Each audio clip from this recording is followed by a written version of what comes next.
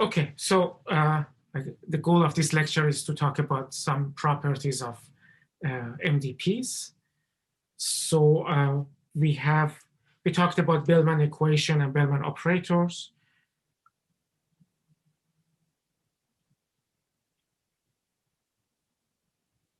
Last time, and also we talked about monotonicity of the Bellman operator, and I alluded that Bellman operators have this property of contraction, and I talked about what contraction is, but we didn't really prove whether the Bellman operator is contraction or not, and we are going to do that today. So that's the start of it. And then I mentioned that focus of our work, or these kind of derivations, are for discounted tasks. Some of these properties exist for the cases that are not discounted.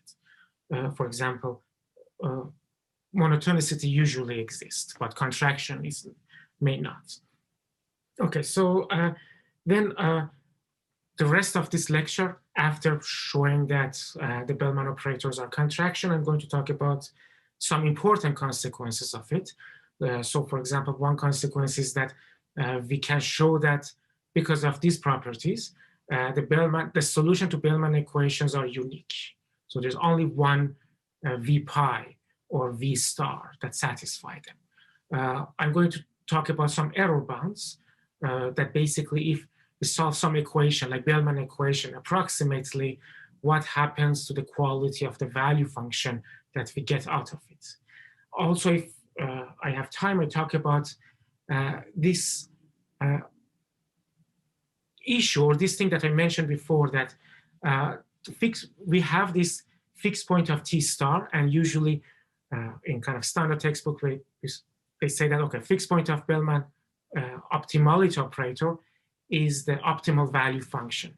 But to show this more rigorously, we need to actually prove that, because it is imaginable that the fixed point of T star is some function which is different from the value function of the optimal policy, but they happen to be the same. So I try to prove it today too. So, okay, so this table contents, this is the return. So I mentioned that return has this recursive property that is very important. Base return is random variable, so we took expectation of it, or conditional expectation of it, through this kind of path. And then after some kind of argument, we got to the point that we get to the Bellman equation for a policy pi. So that would be the Bellman equation for policy pi, which essentially relates a value function at state x to the value function at the next states that the agent gets and the reward.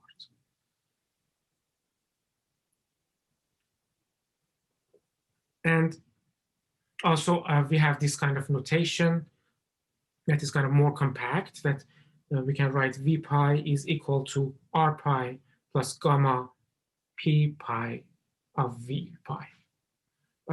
So that's just a notation. We have the same for action value functions, so nothing changes. And then I talked about the relation of the optimal policy and value function. So optimal policy is the policy that has a value function that is larger than any other value function. So basically, optimal policy pi star is we search in the space of all possible policies and then find the one that has maximum value function. And here, pi is capital pi, is the space of stationary Markov policy. So this is a policy that at all time steps are the same. So it's the same function or same mapping. And then the optimal value function was V of pi star. So that's the optimal value function.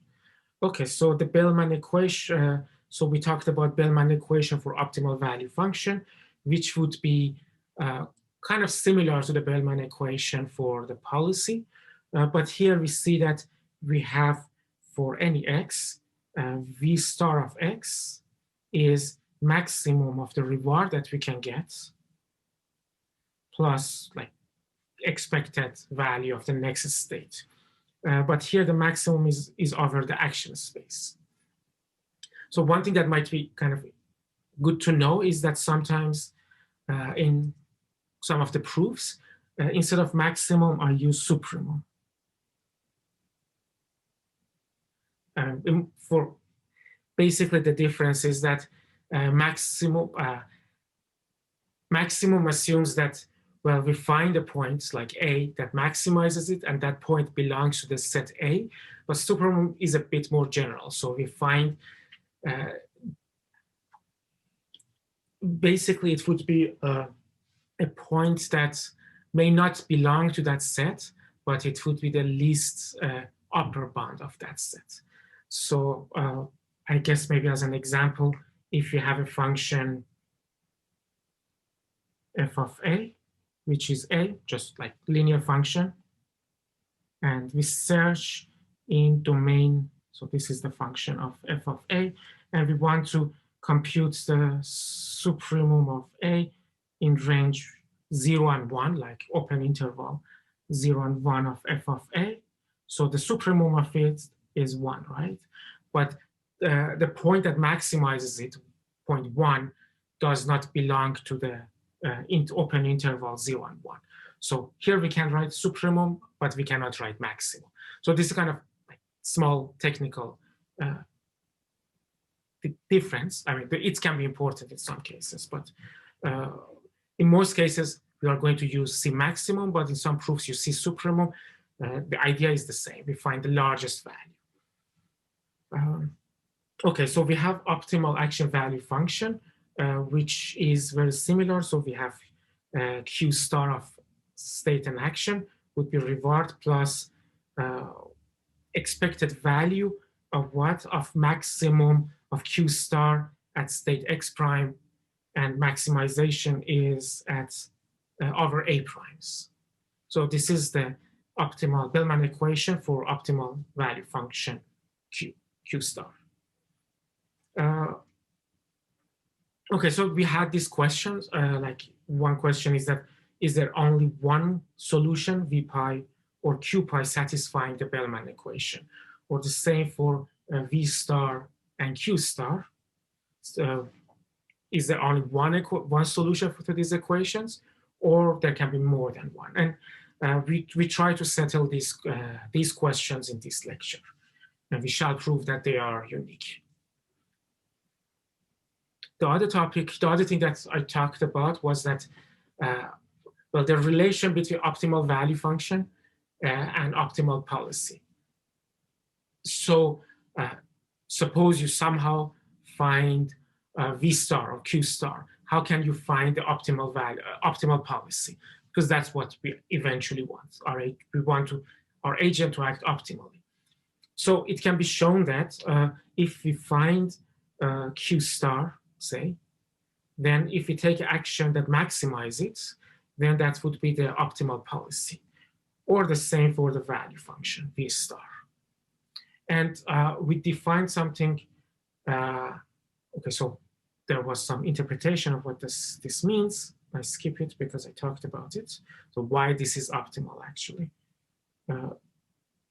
So the other important concept that we talked about was greedy policy. So the greedy policy essentially is a mapping that takes a, say, Q function and some input X and computes argmax of Q of X and A.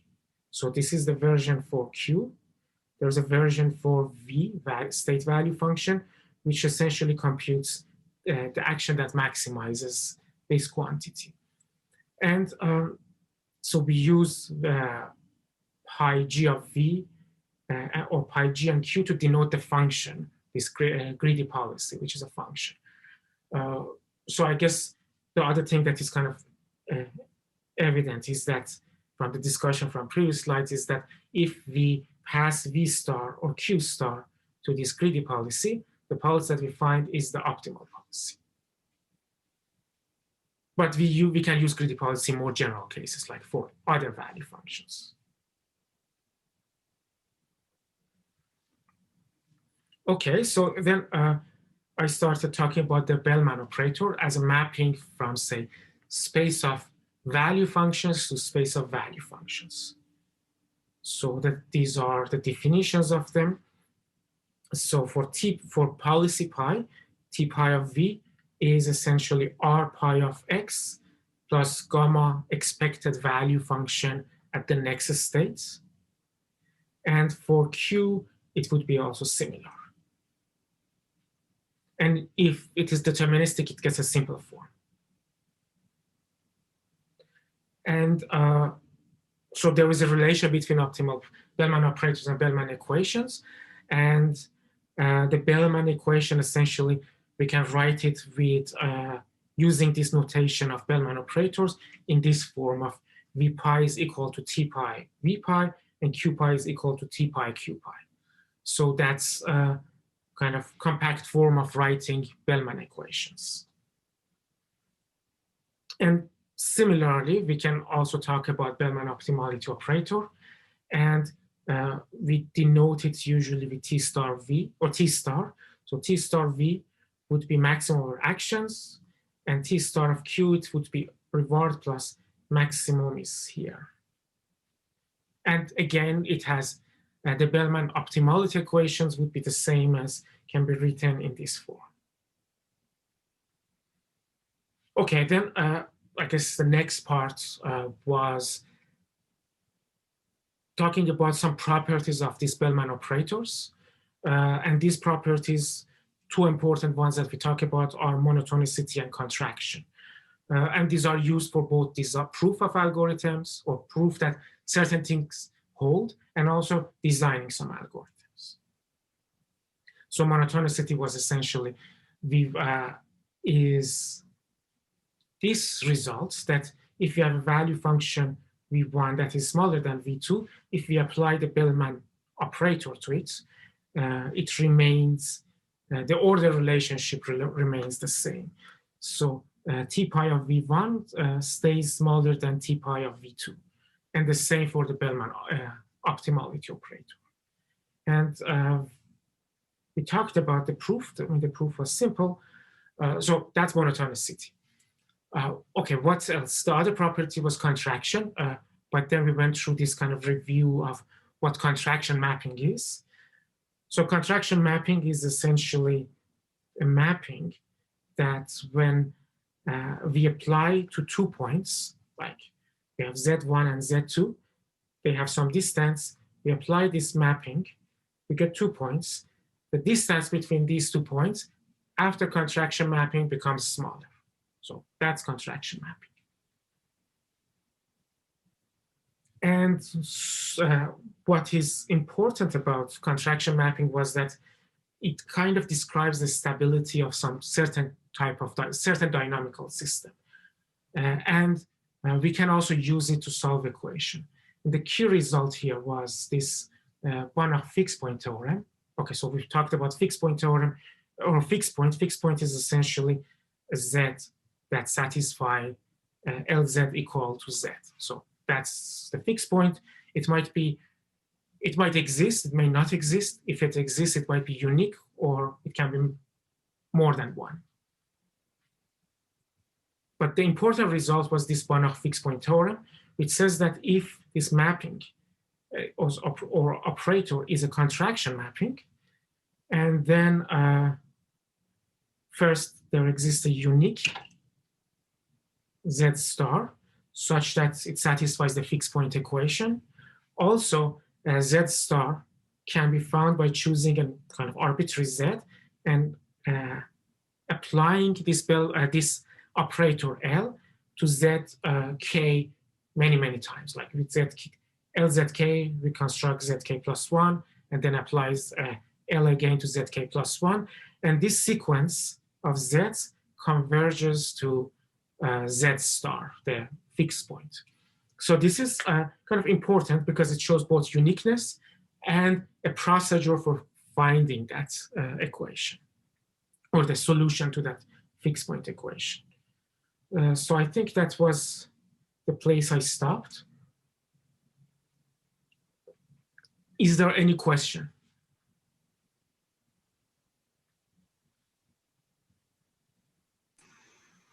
I have a question about the Bellman operator. Right. So is it like, I guess, appropriate to see the Bellman operator as kind of like splitting the value function into the first step and then the rest of it, or the rest of the steps?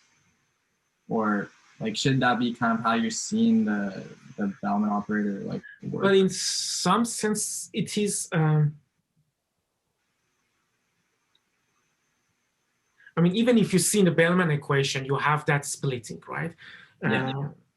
So I guess, where was it? Yeah, I guess here is good. So even in Bellman equation, we see that the value function at state x can be split to the reward that we get at x plus the rewards that we get after this current step. So this would be essentially what we get afterwards. And this is what we get immediately. But if we talk about operator, I mean, the way I see it as operator is like a mapping, which of course has similar structure, like it splits it. But I think the important part about it is that it takes an input, a value function, and I guess you can say compute that splitting part of it. Okay, so yeah, so it's like mapping the left-hand side to the right-hand side. Yeah, right? yeah. It's a mapping from value, like left-hand side, to like take a value, and then based on it compute this part, which is the part that happens after the next time step, but with appropriate scaling, which is scaling comes from this discount factor and then adds the reward function to it and says this is what is going to happen now. Yeah. So like, I guess it's more kind of like why would you want to use the Bellman operator? So is it kind of like in a situation where you want to separate the immediate reward and then the rest of the rewards? And that's when you'd want to use the Bellman operator, or? Well, this splitting, well, I guess you can say that. I mean, we will see that we can use Bellman operator to design a kind of algorithm to compute it. But I guess there are two things here. One is that the Bellman equation has this recursive structure, which we can split things to current and future. And then the other part is that because of that Banach fixed point theorem, if we apply Bellman operator multiple times, we gradually converge to the, say, optimal value function because of that result. So, yeah. And I guess you can have this interpretation that after each application of the Bellman operator, you are going one step in the future. But this can be shown, but maybe it's not very. You're kind of like factoring the value function like one step sort of thing. Yeah. Okay. Thanks.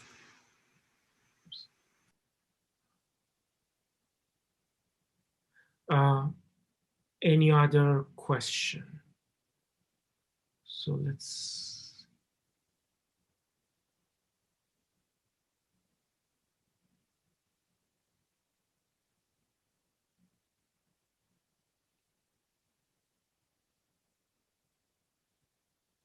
Okay, I don't see any other question here or in chat. Well, this doesn't show on my side. Okay, that's good.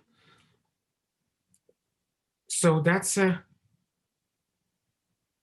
kind of review. Okay, now we want to show that Bellman operator is a contraction. So what is the result? It has essentially two parts. One is that for any policy pi, the Bellman operator T pi is a gamma contraction mapping. And the second part is that the Bellman optimality operator T star is a gamma contraction mapping. So this is kind of optimality.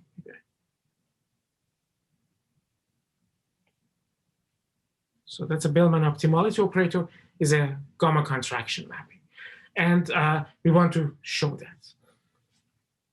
So here we show it for only one of the cases, for T pi, when it is applying, or it's defined for the action value function. So you see that here it's defined from space of functions, bounded function on state action space, to space of functions, bounded functions over a state action space. So each of them are a Q.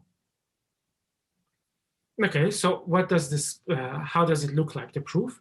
So consider two action value functions, Q1 and Q2, and then define a metric as to be the supremum norm. So the distance between between Q1 and Q2 would be the supremum norm of Q1 minus Q2. So that's the supremum. So we want to show contraction with respect to this metric. So remember that contraction has this, like we define contraction with respect to certain distance function. So we choose any x and a, like, and then just write the Bellman operators. Just one question arises for me. Sure. Can I ask it? Or yeah. This aren't norm equivalents. So if you prove for one norm, it must be true for all other norms as well.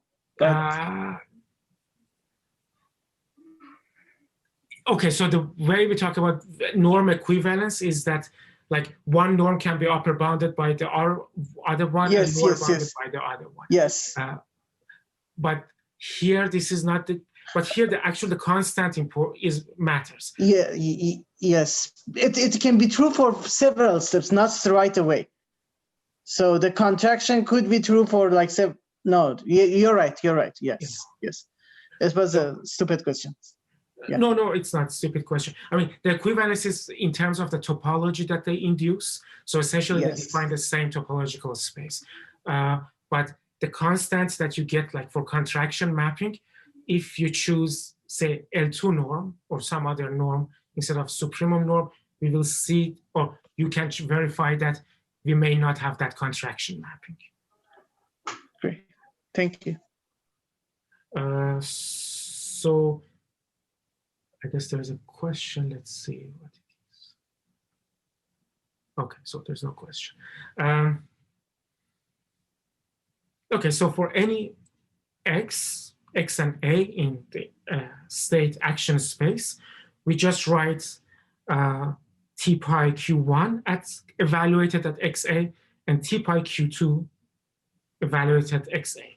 And now we use the definition of the Bellman operator just to expand this. So what we get is that for the first term, it's reward, right? Plus gamma times, again, expected next state of Q1 x prime a prime at the next state. For the second term, like this would be for the second one, we get reward plus, again, the same thing, but with Q2. So you see that, and we are subtracting them. So you see that the reward part goes away. They cancel each other. So what remains is, and I take the discount factor gamma out of the this absolute value. So I get that it's equal to gamma times absolute value of P of the x prime condition x and a, pi of the a prime condition x prime, Q1 of x prime a prime minus Q2 of x prime a prime. So that's what we get so far. And we want to show its contraction, which basically we want to show that we want to prove that this is going to be smaller than Q1 minus Q2 supremum. Oops, no. So this is we want to prove. Okay. Okay, so let's upper bound the right-hand side, but just as a step, this step, basically maybe it's easier to see it like if we simplify it. So the right-hand side is of the form of this integral of some P of D of X, F of X. So, I mean, here P is different from the other P, but P is a probability distribution here. Or if you're more comfortable with summation, we can write it as the summation of F of X weighted by P of X. So this can be upper bounded by, okay, so we have this term, we want to upper bound it. This can be upper bounded by absolute value of inside the integral. And then we divide it, so it would be absolute value of P of X, D of X, times absolute value of P of X. P is a probability distribution, so it's always positive or non-negative. So we get that this term would become the same as P of D of X. And for the other term, for F of X, so this is a, we can upper bound it. How? By saying that this is always smaller than, say, maximum or supremum of the value of X in that domain. So each F of X is smaller than the maximum value of that F of X, which is exactly what I'm doing here. So we will have that this is integral of P of D of X, probability distribution of supremum of F of X. Okay, so now we have this step that we take the supremum outside the integral. And then what is left is P of X, P of D of X. Okay, so one question, like why I took supremum outside the integral? Or why could I? Or what was the reasoning? Because the point at supremum is a constant. We know it. It's not. Right. Yeah, exactly. Like it is constant. It's not a function of X. So it could be maybe more clear to write it as supremum of some other variable, X prime, and make it X prime to show that this is a different variable than X of the integral. But technically this is accurate. So we take it out, and this value, this integral, is the integral of probability distribution over the whole domain. So the value is going to be equal to 1. And this is essentially the definition of the supremum norm that I think we had in one of the previous slides. So essentially, we showed that we can upper bound this value, absolute value of P of X, expected value of F of X by the supremum of F. Okay, so let's apply it to our case. So I think 2 slides ago, we got to this point that the difference between T pi Q1 and T pi Q2 is equal to this gamma times XP, some probability distribution of Q1 minus Q2 at X prime A prime. Then we do, basically we move the kind of absolute value inside to get that this is upper bounded by absolute value of Q1 minus Q2. And then because of the same kind of argument in the previous slide, we can take the supremum of this term over state action space to get to this point or this quantity. And then we will have integral of probability distribution. But this integral is equal to 1. So we get that this is equal to gamma times supremum norm of Q1 minus Q2. So basically, so we showed that this Bellman equation evaluated at point XA is upper bounded by gamma times norm difference between the norm of Q1 minus Q2, supremum norm. But this is holding for any X and A, so it holds for supremum of them too. So we get that the supremum of T pi Q1 minus T pi Q2 is upper bounded by gamma times Q1, the supremum of Q1 minus Q2. So which is basically the condition of being a gamma contraction. So this shows that a T pi, when applied to Q, is a gamma contraction. You could argue this very similarly for value function, for T pi applying to V.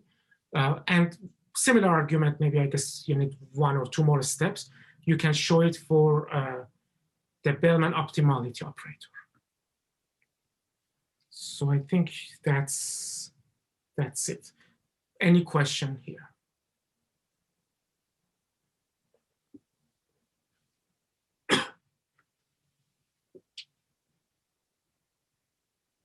Is everything clear?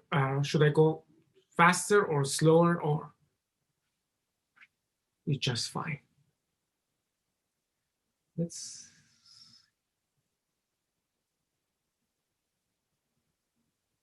I'm trying to reuse another poll that we had. I don't know if, yeah, okay, let's try this one to feel a bit more.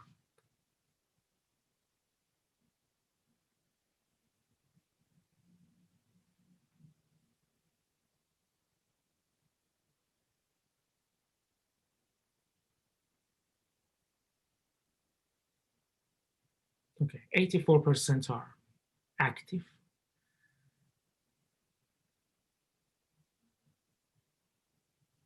Okay, so I think that's good.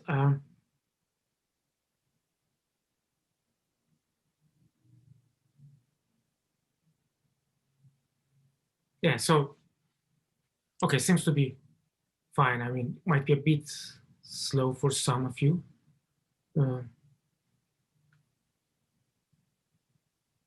But that's okay. Okay, perfect. So, so what are the consequences of monotonicity and contraction? So we showed that they are monotonic and gamma contraction. There are several consequences. I guess one of the most important one is that we show that the Bellman equations have unique fixed points. So that's important one. The other one is that we can provide some kind of error bounds on the difference between V and V star when we find a value function that only approximately solves the Bellman equation instead of exactly. So if we solve it approximately, what would be the difference between V and V star? And the same question we can talk about V and V pi. And the other one, if we have time, I'm going to talk about showing that actually V star, which is the fixed point of the Bellman optimality operator, or the solution of the Bellman optimality equation, is actually the optimal value function. So let's see if we can get there. Okay, so the first important result is the uniqueness of fixed points. So the first is that, okay, so the operators T pi and T star have unique fixed points denoted by V pi and V star. And they satisfy the Bellman equations essentially. So V pi is equal to T pi V pi, and T star is equal to T star V star. So the result of uniqueness, or consequence of uniqueness, is that, say, if you find, say, V that is satisfy this equation, like V is equal to T pi V, then because the solution of the fixed points equation is unique, then you can know for sure that V is actually V pi. And the same for T star. Like if you find a V that satisfies V is equal to T star V, then that V would be V star. So that's the first part. The second part is that we can compute the solution to these fixed point equations by iterative applications of the Bellman operator. So what does it mean? Okay, so let's start from some V0, some function like 0, and then we apply T star to V0 to get V1. And then we apply T star to V1 to get V2, and so on for all k's. And then if k goes to infinity, Vk converges to V star. So this is one result, so this is for the case that we apply T star. If we apply T pi, then the result would, the Vk would have converged to V star, sorry, V pi. So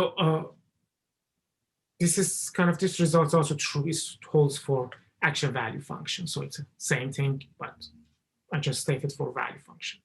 So this is kind of interesting because this actually gives us an algorithm to compute value functions.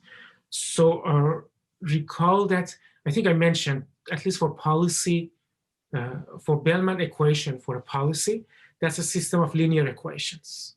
So if you have a favorite linear equation solver, then you can use it to find the V pi. Suppose you know the model, like R and P are known. And suppose everything is finite state, number of states, number of equations would be finite, not infinity. So in theory, you can solve it. But this procedure essentially says that you can also solve it by this repeated application of this Bellman operator to it. And that actually would be one way to solve this linear system of equations. That's called Jacobi iteration. So that's one of the methods for solving linear system equation. And this way that this proposition suggests would be one of the ways. But for the case of Bellman optimality equation, the system is not the equations, the Bellman equation, Bellman optimality equation is not a system of linear equations. So you cannot use a linear solver. You should use something that can handle nonlinearity. And one way to do it is, again, repeated application of this Bellman optimality operator, T star. So that's one way to solve it. And as we will see, this is actually one of the common ways that we are going to solve these equations. And later, we also see that many of the reinforcement learning algorithms are based on approximately solving it. Okay, so let's see what are the questions.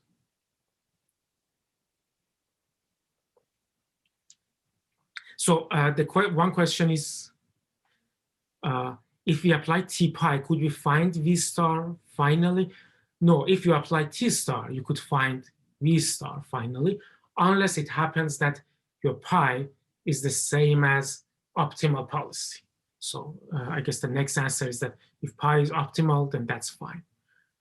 Yeah. Okay, so yes, you're already answered.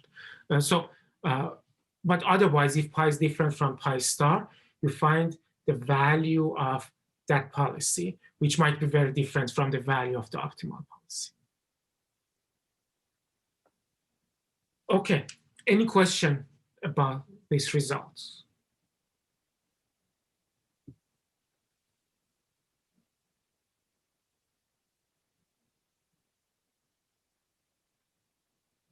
Okay, maybe a better question is how to prove these results. Like, if you want to prove it, how do you prove it? And don't look at the next slide.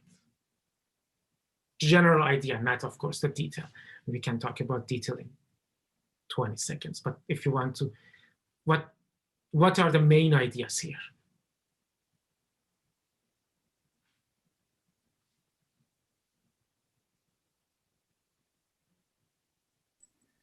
So uniqueness maybe can be proven by finding two solutions that satisfy the equation and show they are the same. Okay. Okay, so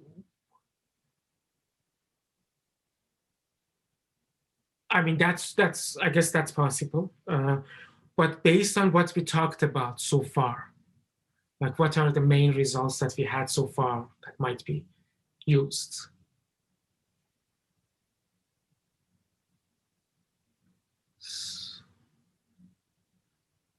Okay, so there is a comment. Okay, so one suggestion is using induction, the other is applying Banach fixed point theorem. I'm going through the path of Banach fixed point theorem, but to apply it, what do we need to have? Like, what is the condition of that Banach fixed point theorem?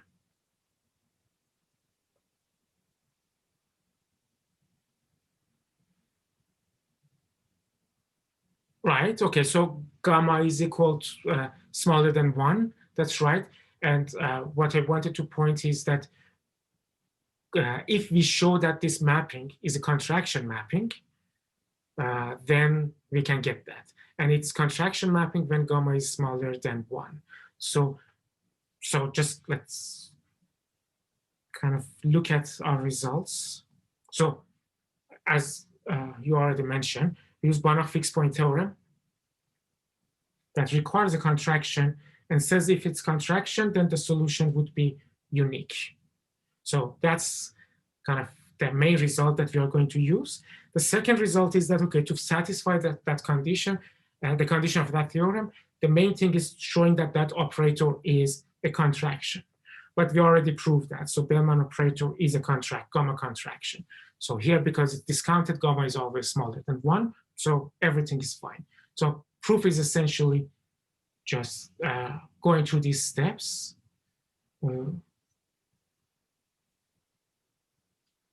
So, okay, so how does it define? We need to define a distance.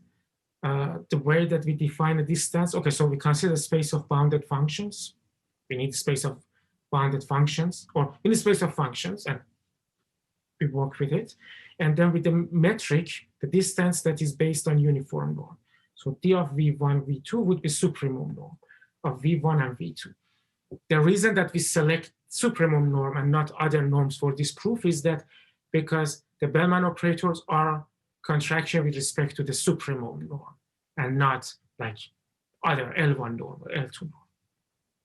Okay, so there is this technical comment that can be proven that this space is a complete metric space, so that technical requirement of the one-off fixed point theorem is satisfied, but that's not important for us. Okay, so Bellman operator T pi is a gamma contraction, and the same for T star as I showed. And then by one-off fixed point theorem, they have a unique fixed point. And also the sequence Vk that we get by repeated application of the Bellman operator is convergent and converges to the solution. So there is one thing, so this lemma 13 or theorem 12, I guess when it compiles, it doesn't show the number, but if you click on it, it goes to the right page. I don't know how to fix it. But these are essentially lemma 13 or theorem 12 refers to something within the slides. Was there any question?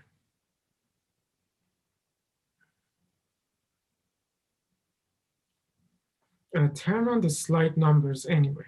Maybe, I don't think I can add here now.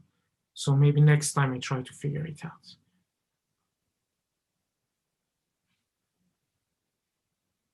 Oh, okay, so that was a, okay, so one comment is that it was a direct message.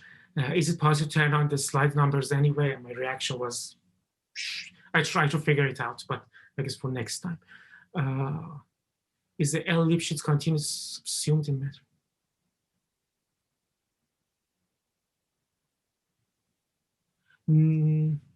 Are you talking about like whether the Bellman operator is L Lipschitz? But no, I guess generally, like you can have a metric space. I mean, metric space is a space. Then you can talk about Lipschitz continuity of a function in that space or a mapping in that space. But that for the definition of the metric space, we don't have that Lipschitz continuity. Like it's not a part of the definition of metric space.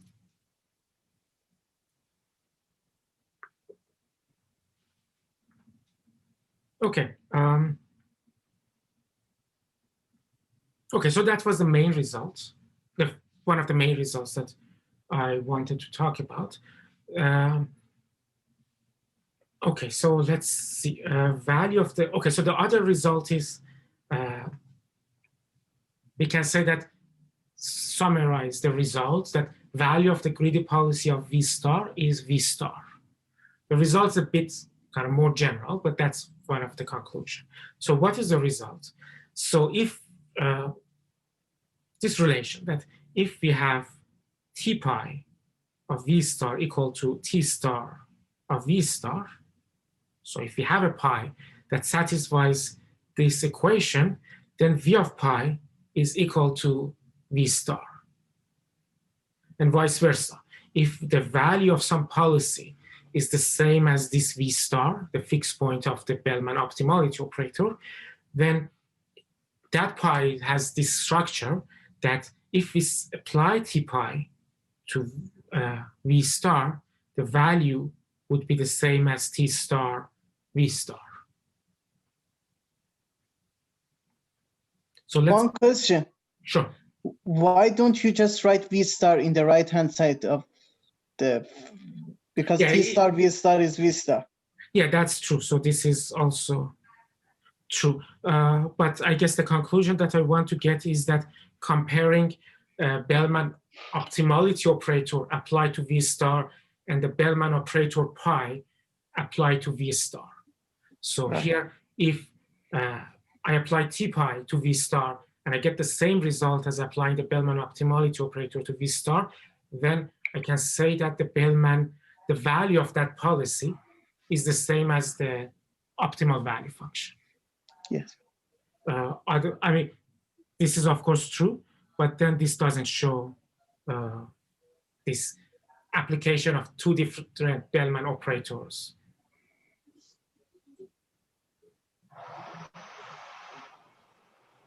Okay, so let's try to prove both sides. So, well, T pi has a unique contraction. T pi has a unique contraction. What do you mean by it? Like V pi and V star are both contraction here. Yes, T pi of V star equals V star, T pi of V pi equals V pi. Now we have two contraction and T pi must have a unique contraction. We have already proved that. So whole thing is gone. Okay, so yeah, let's go through the proof. I mean, I guess I should write this down to see what are the exact steps, but it is along that line. So we want to show that T pi V star is equal to T star V star. Assuming that, we want to show that V pi is equal to V star. So we assume that this is true. As V star is a solution of the Bellman optimality equation, we also have V star is equal to T pi, T star V star, I guess as you mentioned. So what we have here is that, okay, so we have this part, T pi V star is equal to T star V star equal to V star. So I guess what we want to get here is that T pi V star is equal to V star. I mean, this is evident, but so what does it show? It shows that, okay, T pi, so what is it? This is a Bellman equation for T pi based on T pi. And we find some V, which happens to be V star, that is the fixed point as this T pi. So recall that previously we had this thing that if we have, say, T pi of V is equal to V, because of uniqueness, V should be V pi. So here, V is V star. So this shows that V star is a fixed point of T pi. But the fixed point of T pi is unique and is equal to V pi. So V pi and V star should be the same. I think that's what you mentioned, right? So this is one way. The other way is we want to have V pi is equal to V star. We want to show that T pi V star is equal to T star V star. So what we do is that we apply T pi to both sides of this equality to get that T pi V star is equal to T pi V pi. Okay, so what do we have? So this is T pi V pi is the solution. Okay, T pi V pi, we can use Bellman equation to relate it to V pi. So V pi is a solution of the Bellman equation for policy pi. So T pi V pi should be the same as V pi. So this is v pi based on this part. So I'm just writing it here. So t pi v star is equal to t pi v pi, which is equal to v pi. Okay, but then we have this assumption that v pi and v star are the same. So what we get is that, so I'm kind of comparing these two terms and then use it to get it equal to v star. So t pi v star is equal to v pi is equal to v star. So we get this equality. But then on the other hand, again, v star is the fixed point of the Bellman optimality equation. So here I can use it, I say this is equal to t star v star. So I get that t pi v pi from here is equal to v pi from here, which is equal to t star. So if I compare these two sides, I'm getting that t pi v star is equal to t star v star, which is what we wanted to show at the top.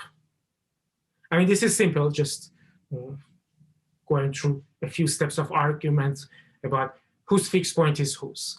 But then, okay, so what are the kind of consequences here? So let's have some kind of discussion. One is that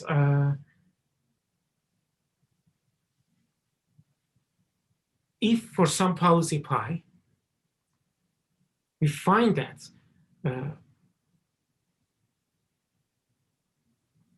t pi of v star is the same as t star v star. So when we apply the Bellman optimality operator to v star, the effect is the same as applying the Bellman operator for a policy pi to that v star. Then the value function of that pi, v pi, is the same as v star.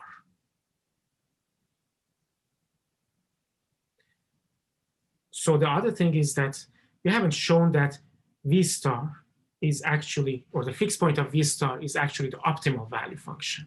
So we haven't shown that this is, if you have a policy, we follow it, we get that value. But it is the case. So, and this basically, I guess I describe it more in the next slide. But this basically shows, kind of suggests a way that we can find the optimal policy by having an optimal value function.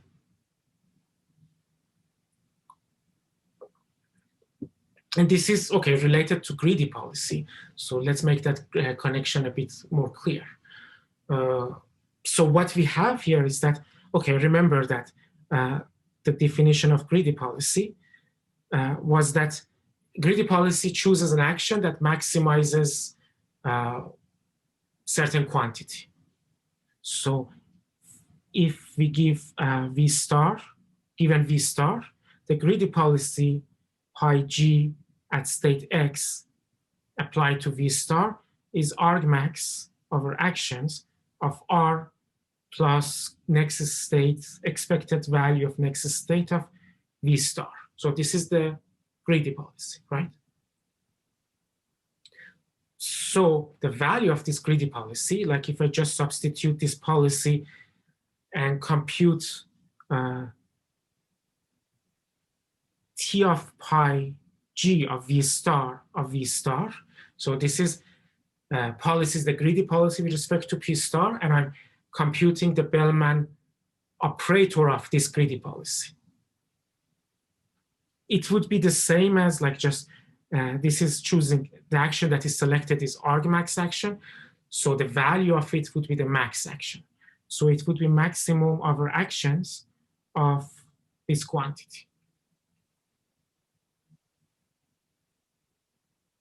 Okay.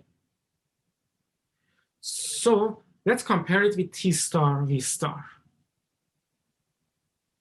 So if you compare it, T star V star at state X is again maximum over action of this quantity, which is exactly the same as the effect of greedy policy of V star applying to V star.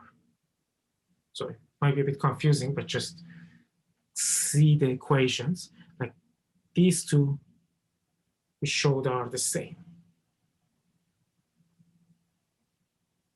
Okay, so what does it kind of mean? If we apply, okay, so we have this result. So I have just one question.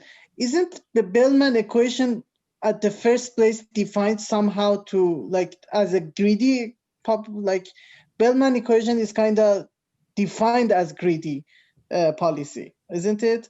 So why is it a big deal to prove that greedy policy is? Well, I guess you can say which one came first, right? The way I defined it is that I said that this equation is the Bellman equation. It has a maximum. Right.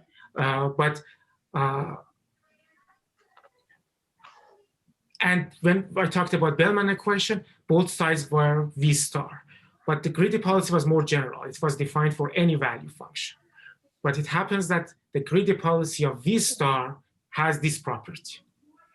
But yeah, it is, I guess, true. I mean, this is the maximizing action of the Bellman kind of equation or Bellman operator. Bellman optimality operator would select the greedy, would be the same as greedy policy. And kind of we are showing that. So here, okay, so we have this relationship. So T of pi G of V star applied to V star is the same as T star V star. So this is the same as this proof or this state, the proposition, when pi here is selected as, like if we choose pi to be that greedy policy of V star, we see that this side of the equation is satisfied.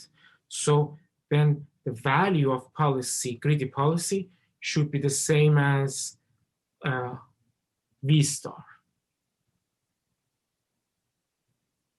Okay, so the propositions show that the value of following pi greedy policy with respect to of V star,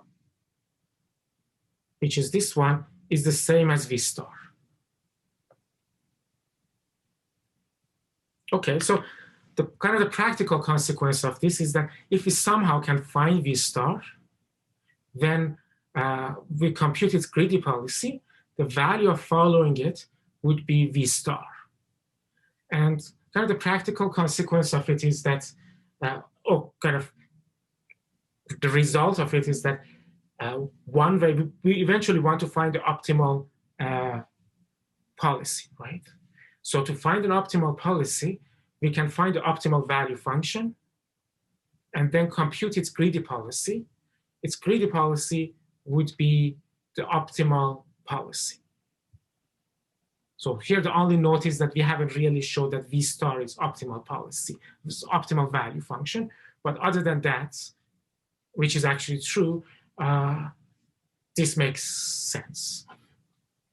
I guess one other comment is, yeah, I guess related to this is that many algorithms that we see in planning and reinforcement learning are based on this idea, that let's try to find a good approximation of the value function, optimal value function, and then take the greedy policy of it, and that greedy policy would be the same as optimal policy or close to it.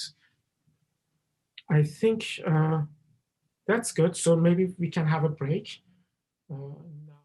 Okay, so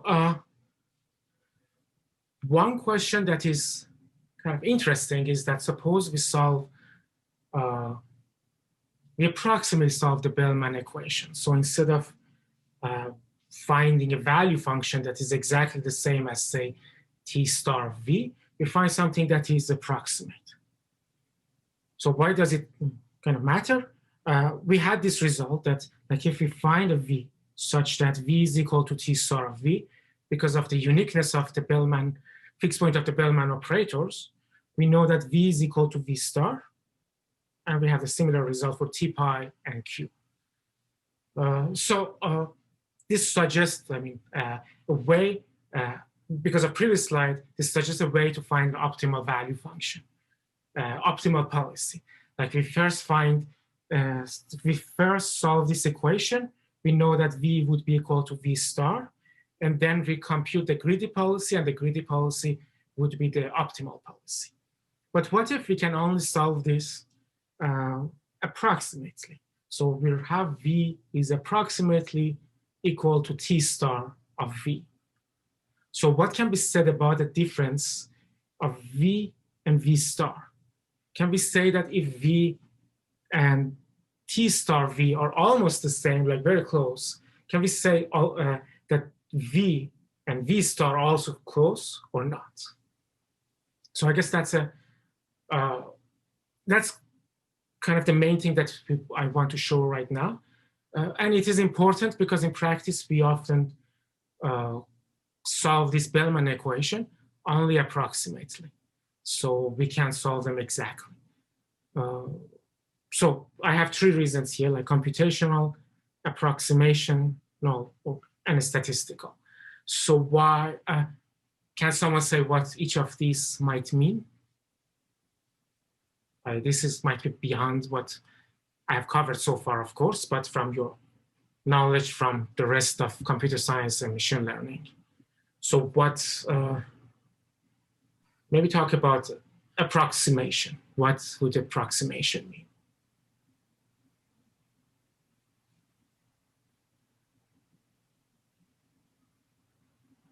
Well, this dynamical programming never always exactly converge. So we want to know how far are the value functions. So that's right. Why doesn't it exactly converge? Like what is? Does it always converge? Why should it? I guess I kind of want to see a bit more specific point where why it's the inexactness you're referring to. I mean, it is true, like it is never converges, so that's the whole thing. But why exactly it is not converging? Okay. Okay, so we have, okay, so like dynamic program for computational, Monte Carlo, model for V might not be able to represent V star exactly in all X. And then another comment is good computationally means tractability. For approximation, there is transition noise. Okay, so I guess these are all good and similar to what I was thinking. Like computational, I haven't defined how actually we compute these methods, but we can get from this result from a few pages ago that we can apply the Bellman operator repeatedly and it converges to the final solution, the V star, for example. But the computational part would be that instead of just doing it for infinite times, which we cannot just do it, we do it for k times, like 100 times or 1,000 times. So if we do that, the result only says that in infinity, asymptotically, we converge. It's a convergence result. But if we do it for finite number of steps, we will have some kind of error because we haven't converged yet. So that's a kind of example of computational. I guess the other suggestion here or answer is that our model for V might not be able to represent V star exactly in all X. So that's actually a good point because we see that like if the state space is finite, like 1,000 or million different state and actions, we can represent V or V star exactly. But if we go to kind of continuous MDPs, we cannot represent it exactly, so we have to use some kind of function approximation, similar to what we do in, say, the rest of machine learning.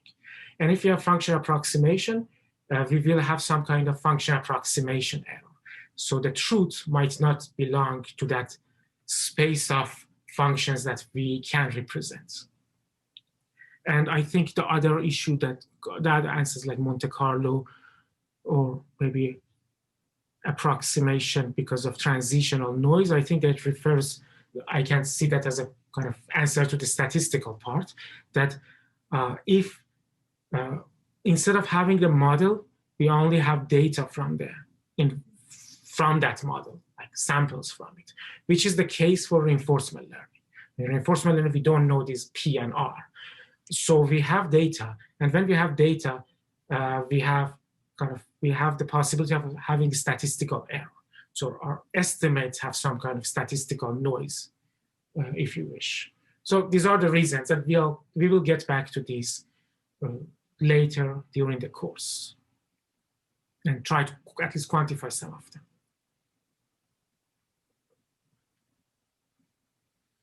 Okay. So there are different ways to relate the quality of the value function that we find based on how close we solve the Bellman equation.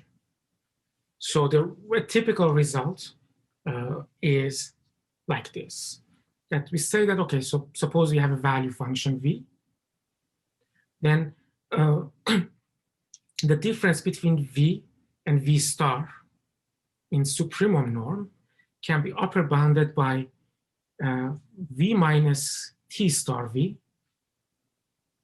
the Supremum norm of it, divided by 1 minus gamma. So here, essentially, when we have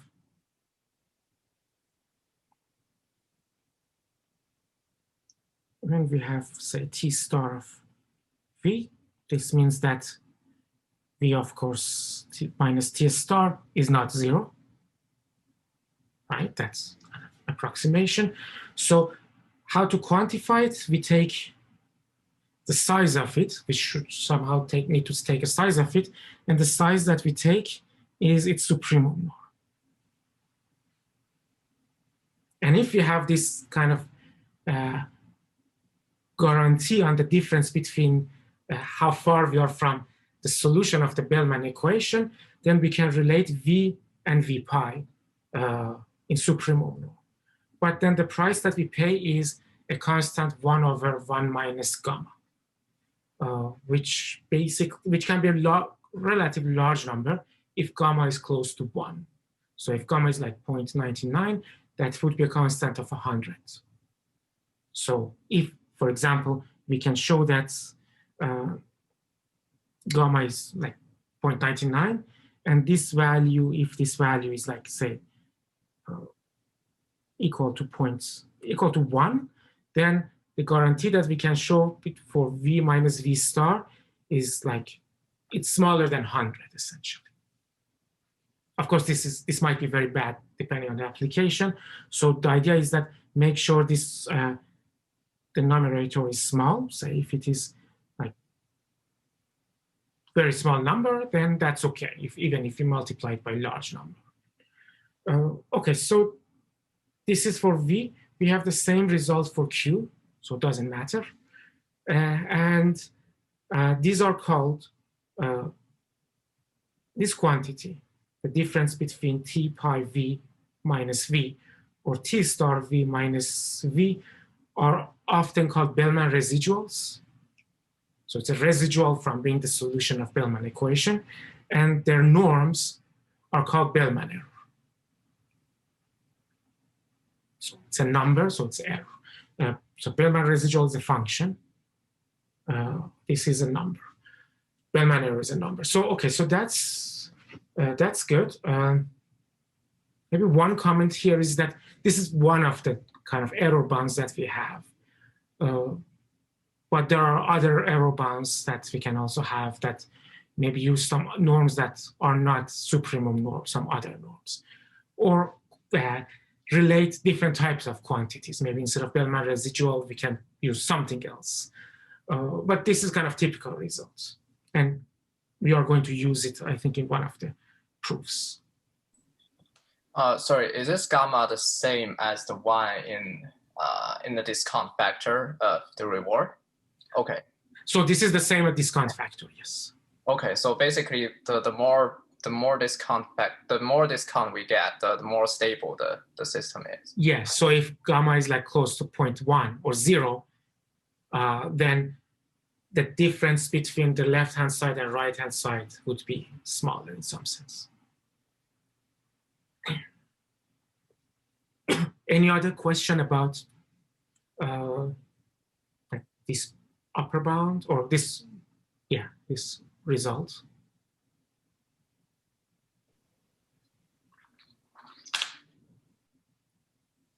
Okay, let's try to prove it.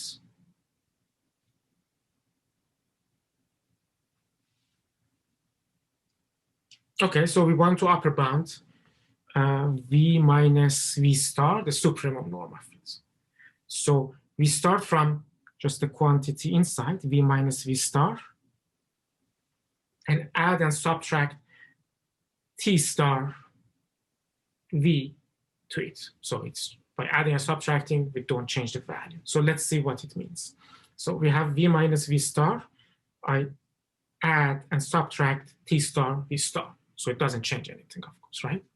So the next step is that I take the supremum norm of both sides and use the triangle inequality to get something like this. Okay, so I take the supremum, I take the norm of both sides. So norm of V minus V star is upper bounded. Okay, so this shouldn't be upper bound, this should be equal. Yeah, this should be equal.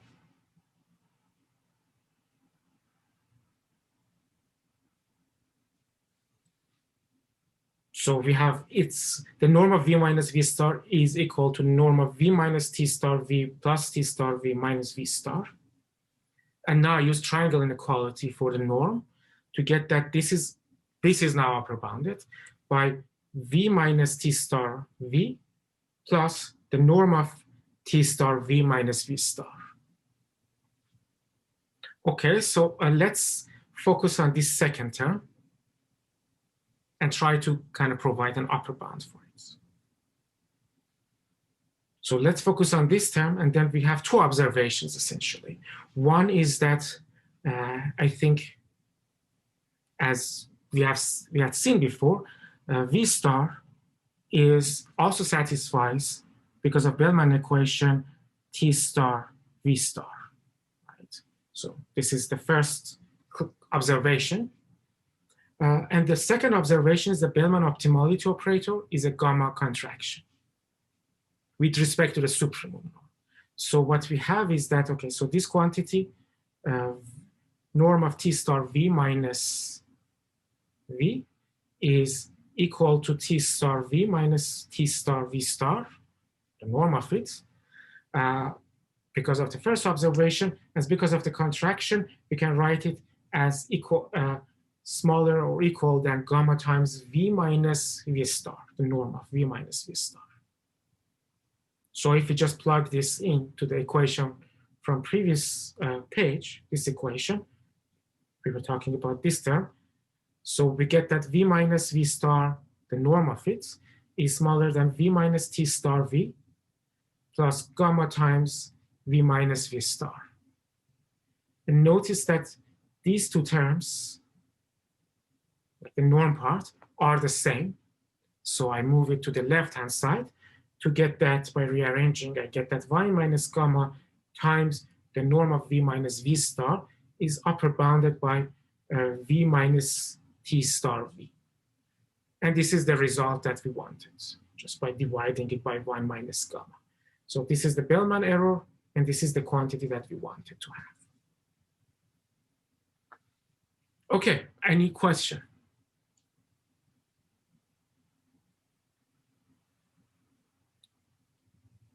So, okay, so let's see if I have some comments about how we prove this.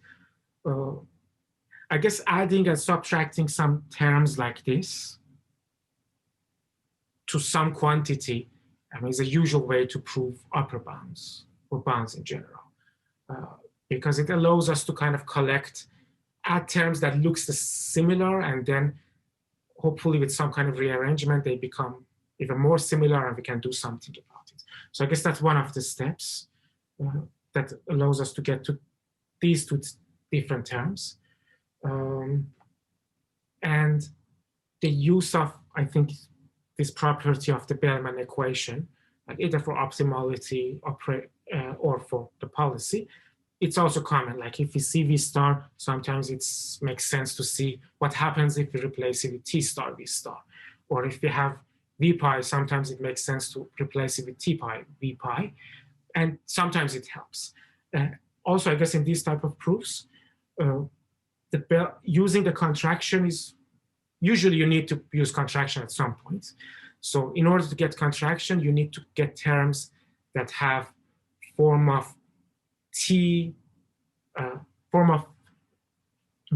T applied to some V1 minus T applied to V2. And T can be the T pi or T star. And then somehow get to the supremum norm of it, maybe, to use the contraction parts. I mean, this is very abstract at a high level, but many of these proofs work like this. Okay. We have this basically the same error bound, but for a policy. So we can also say that V minus V pi, the norm of it is upper bounded the Bellman error, V minus T pi V, the supremum, divided by Y minus gamma. So this is the same thing. And proof would be essentially the same. Okay, so any question so far?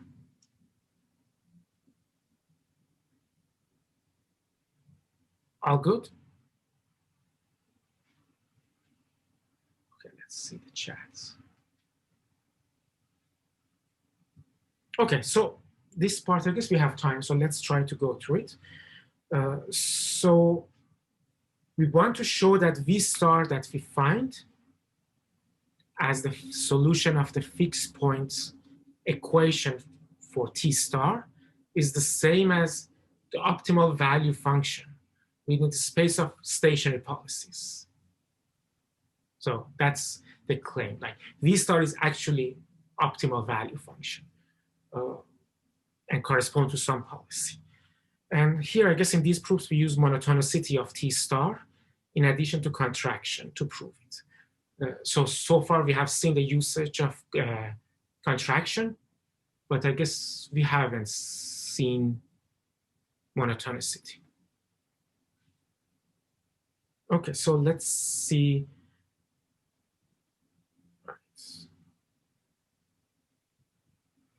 Okay, so that's, yes, we can finish it. So what is the claim? The claim is, as I said, let's V star be the fixed point of T star. So it satisfies this Bellman equation, Bellman optimality equation. Then what we have is that V star is the same as the value function of V pi when we search, the maximum value function of V pi is when we search in the space of all stationary policies. So essentially, we can find a stationary policy that is the same, has the same value as V star. Okay, so we show it both sides. First, we show that, we prove two inequalities. The first one is that we show that V star is smaller than supremum over pi of V pi of x. And then we show that supremum over pi of V pi is smaller than V star. So the result would be that they should be the same or equal. Okay, so first we show that V star is smaller than supremum of pi of V pi. Okay, so how does it work? From the error bound result that we had just a few slides ago, with the choice of V equal to V pi, we get that for any policy pi, okay, V star minus V pi is upper bounded by V star minus T pi V star divided by Y minus gamma. So, so this is for the version that has T pi, like this one. So we have this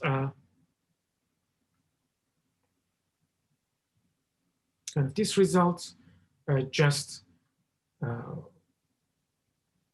and we plug in the value of V star in it to get this result. Okay, so this is something. So this essentially this policy says that, okay, so this policy, the difference between V pi and V star is kind of upper bounded. Now choose an epsilon larger than 0, arbitrary epsilon. And then choose a policy pi epsilon such that this right-hand side here for that policy is smaller than 1 minus gamma times epsilon. So the norm of V star minus T pi epsilon of V star is smaller than 1 minus gamma times epsilon. So how can we do it? This is possible because essentially we want to find the policy that is almost the maximizer, choose an action that maximizes the, would be close to the action that maximizes the Bellman operator. Okay, so maybe more clear. So the Bellman operator T star of V star, what is it? It's the supremum over actions of this quantity. So if we find pi epsilon, that solves this optimization problem over supremum over actions with up to accuracy of 1 minus gamma epsilon, then this satisfies the requirements.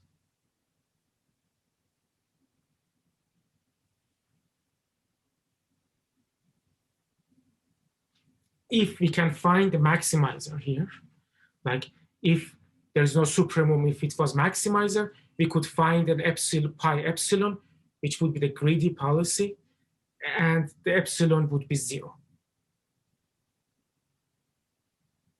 We can always find this, that it's at, if, maybe say again, if we could find the maximizer here instead of supremum, we could choose a pi that makes this quantity to be equal to exactly 0, by just choosing the policy to be the one that chooses the maximizing action, which is the greedy policy. But if we have a supremum here, then we can only converge to that value that kind of is achieved by the supremum, but we can get close to it with arbitrary precision. And that would be our policy. Okay, so we find this policy pi epsilon that has this property. It is the left-hand side is upper bounded by 1 minus gamma times epsilon. And this holds for any epsilon we can do it. So the result is that we plug it in this inequality, the error bound that we had, to get that V pi minus V star minus V pi epsilon is smaller than epsilon. So we get this V star minus V pi epsilon. The norm of it is smaller than epsilon. So we can find it. So this means that we can find,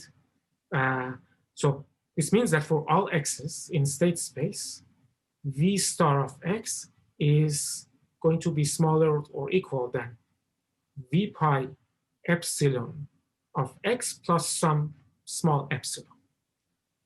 So if I kind of want to show it, it would be like this. Suppose this is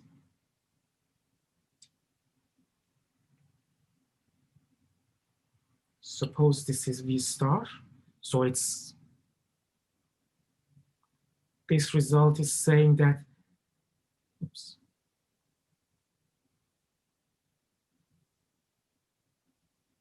I can find V of pi epsilon that if I add epsilon to it, so if I add epsilon to it, move it up for epsilon value, this would be larger than V star. So this green one would be V pi epsilon plus epsilon. So basically I can find some V pi epsilon that is very close to V star, but epsilon was arbitrary, so I can let it go to 0 essentially. Okay, so but before that, notice that v of pi epsilon is smaller than supremum over pi's of v pi's. Why? Because pi epsilon is a stationary policy. So it's a stationary policy. So one particular stationary policy, it is always smaller than the maximum value of policy that maximizes within that space. So if I take supremum over all possible policies, it should be surely just larger or equal to v of pi epsilon. Now I take epsilon to go to 0 and kind of combine these results. So from here and here, I get that v star is upper bounded by v of pi epsilon plus epsilon. I take the limit of epsilon going to 0, but also from this inequality, that v of pi epsilon is smaller than supremum over policies, I get that this quantity is smaller than supremum of it. Limit doesn't affect the supremum, so there's only limit here, but that's going to 0. So this shows that this would be equal to supremum over all possible stationary policies of v pi. So v star is smaller than supremum of v pi. So far it shows that the fixed point of the t star is smaller or equal to the optimal value function within the space of stationary policies. Now we want to show it the other side. So we want to show that the supremum of v pi, supremum of v pi over all stationary policies is smaller than v star.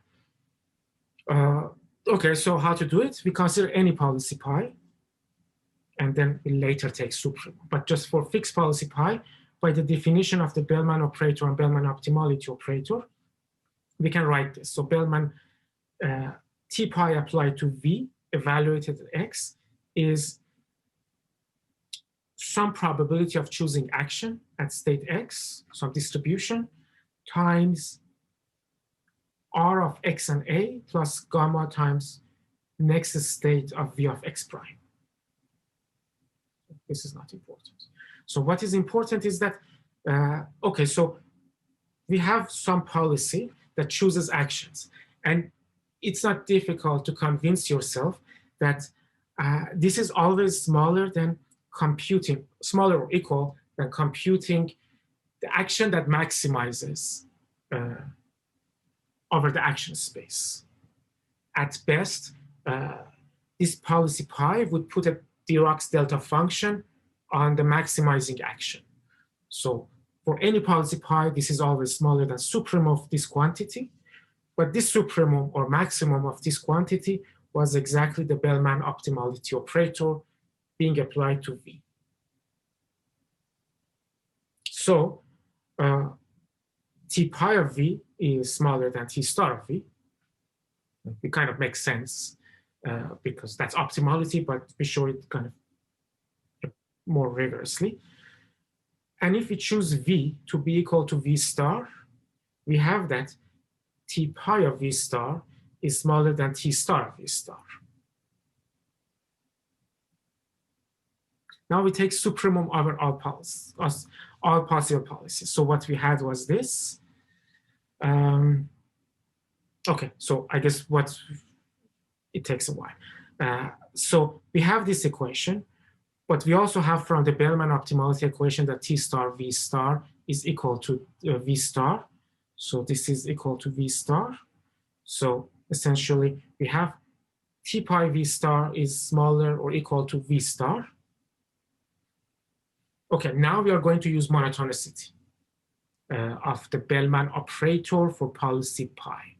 So you remember monotonicity said that if we had v1 was smaller than v2, then t pi v1 would also be smaller than t pi v2. So here I just apply T pi to both sides of this. So T pi here and T pi here. So I write it, it will be T pi of V star is smaller than T pi V star. So that's by monotonicity. But also, I know that T pi V star is smaller than V star. So this quantity is also smaller than V star from this step. So what I get is that T pi squared, like 2 times application of it, squared means 2 times application of V star, is smaller than V star. Is this clear so far? Almost, kind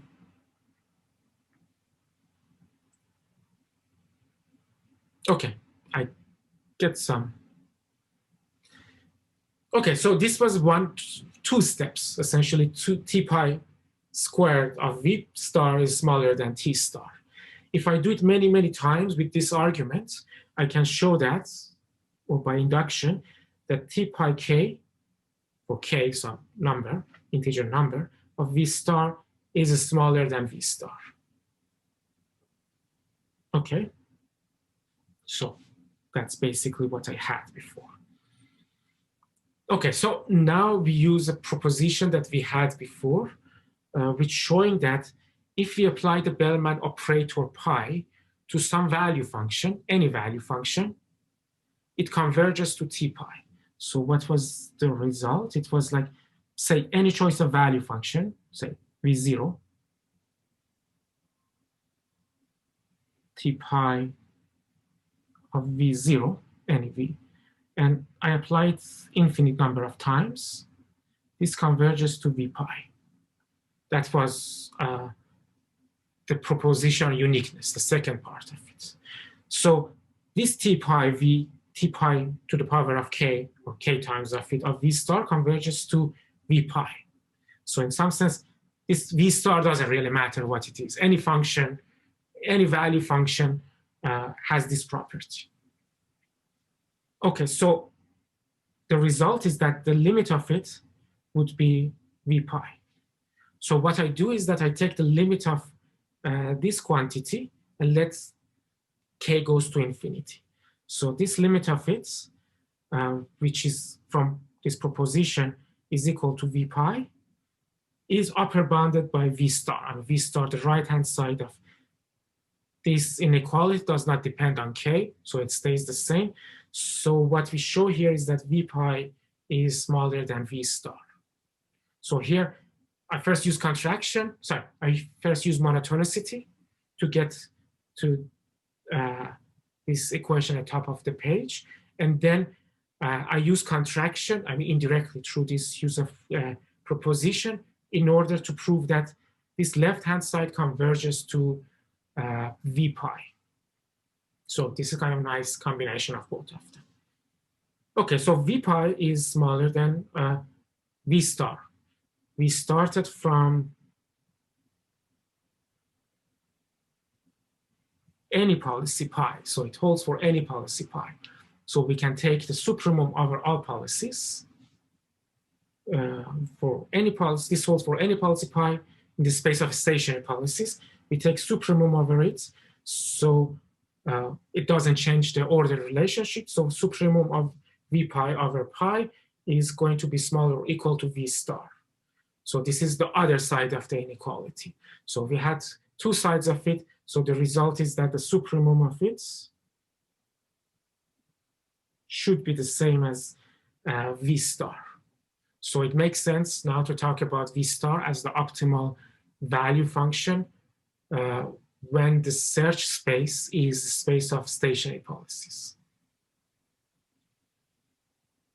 Okay, I think what there is, I guess, another step that you can also show that even if you search for the space in the space of non-stationary policies, like you allow the policy to change at every time step. Like you follow policy 1 at time step 1, policy to a time step 2 until infinity, but each of them can be different. So that would be space of non-stationary policies. Then even if you search in that space, the value function of following that non-stationary policy would not be better than the best you can find in the space of stationary policies. So this is true for these discounted, continual discounted problems. This is not true in general. Like if you have a finite horizon problem, remember from lecture 1, if we go for t step and t is fixed, then the optimal policy actually depends on the time step that you have. But if you have time of infinity, you can go forever. The best policy they can choose, you can always find a policy that doesn't depend on where you are, when you started. And maybe intuition is that when you have infinity in front of you, it doesn't really matter where you are. There's always infinity in front of you. Maybe that's a kind of like intuition of why this is the case. But if you have a finite amount of time, say if you are, say, studying for some exam or working on a deadline, yeah, deadline might be a better example for a paper, your policy, the best action that you're doing when you are 2 days before the deadline is different from your best action when you are 3 months before the deadline, even if your state is the same.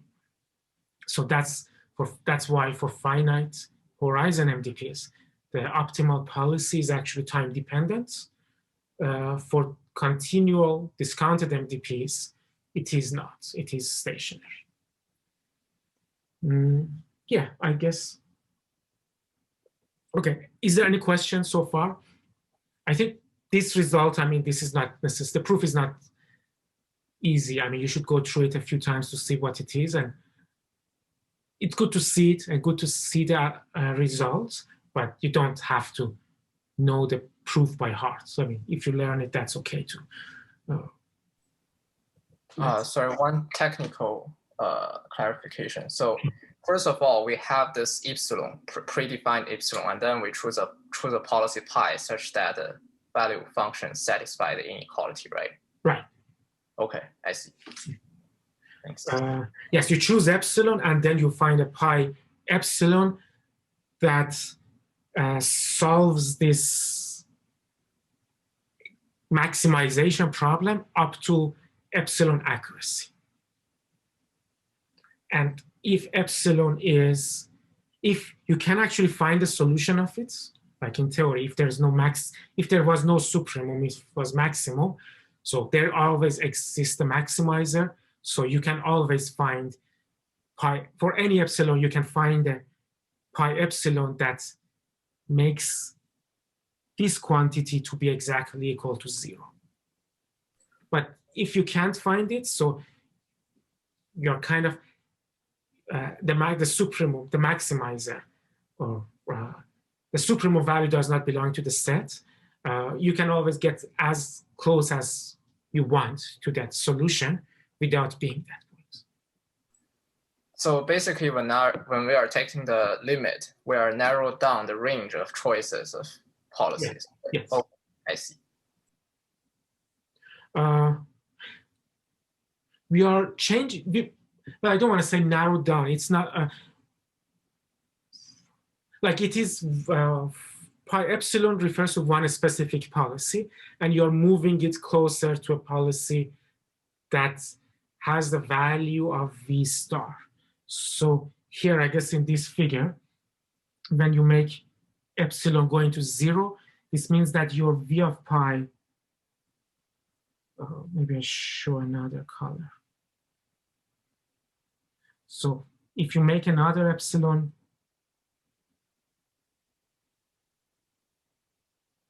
that is kind of smaller. So this is, say, epsilon prime that smaller than epsilon. Then you're getting closer and closer to V pi, V star. And we can always get as close as we want to that V star. Yeah, makes sense. Thanks. Yes, so this question is that stationarity result here assumes that P and R are stationary. Yes, that's right. Like here we assume that P and R are fixed in all time steps. They're not changing. If they were changing, then this wouldn't hold. Just to follow up on the same example. Okay. So you're saying that we could kind of change epsilon? Is that what you're saying? So then, is there a finite number of policies that we have though?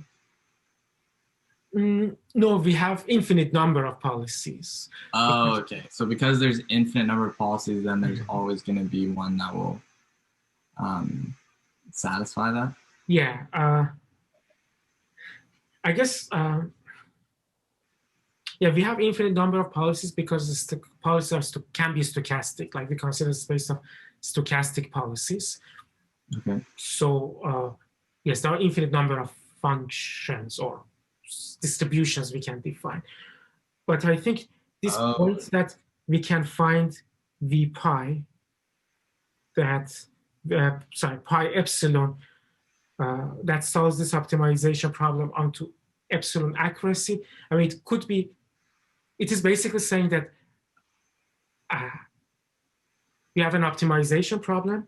If optimization problem, we can find a solution, that we found a solution. And that policy would be exactly,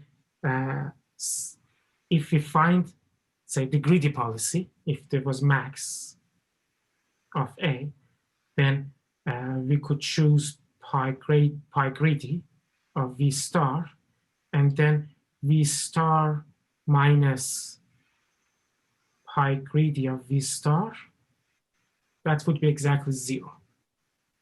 But if there is a case like that example that I mentioned earlier, for like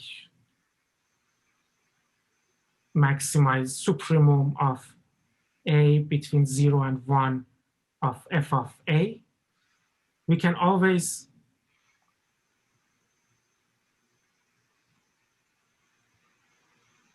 we can never find an A that is equal to 1, but we can get closer and closer. And in the limits, we can, for every arbitrary epsilon, I can get arbitrary close to the maximizer of it. And this is, I guess, the same intuition here. Okay. Thank you.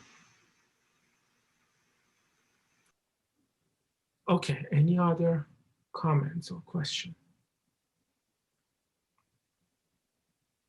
Okay, so let's, yeah, so this is basically the results that shows V star is the optimal policy. So just let's summarize what we have done in these 2 lectures. So Bellman equations describe an important recursive property of value functions. So I think, as you mentioned, maybe one intuition is that we can split the value function to the reward that we get now, plus the value that we get in the future, but discounted. And then we introduced T pi and T star, the Bellman operators. These are important. We will see it throughout the course. Then we had this greedy policy and optimal policy. So mentioned that in the first part last week. If we have an optimal policy, we can compute the greedy policy, and that would be optimal. And the second, in this part, today, we actually kind of proved that. I talked about monotonicity and contraction properties of the Bellman operator. These are useful. They can be shown that we have unique fixed points. We also had these error bounds that's showing that the Bellman, we can upper bound V minus V star by the Bellman error. And I guess the final result was the solution of the Bellman optimality equation is the optimal value function. So that's all for this part, kind of structural properties of MDPs. Next time, I'm going to talk about some algorithms for finding the value, finding the optimal value function and hence optimal policy given known model. Like if we know R and P, how to compute that. And you kind of see one of them, the iterative application of the Bellman operator. So that would be called, that's called value iteration. But we're also going to see policy iteration and probably linear programming approach to solve it. And yeah, depending on time, I prove some of the convergence results too. So those algorithms will be useful because in RL setting, because many of the RL algorithms are essentially approximate versions of them. Okay, that's all. Is there any question?